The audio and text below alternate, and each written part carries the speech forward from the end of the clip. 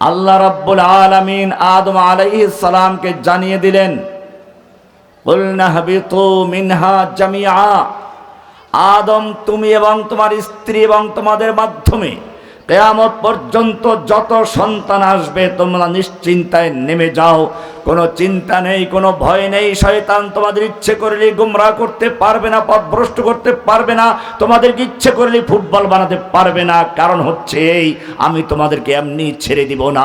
ফাইম্মা ইয়াতিয়ান্নাকুম মিন্নি হুদান, আমার পক্ষ থেকে তোমাদের জন্য নীতিমালা যাবে, সংবিধান যাবে, আমার পক্ষ থেকে আইন কানুন যাবে।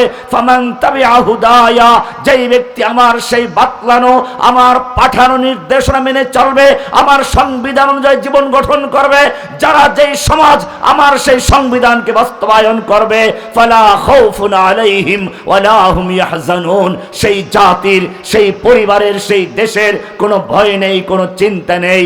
তাদের সংরক্ষণ করবেন কে?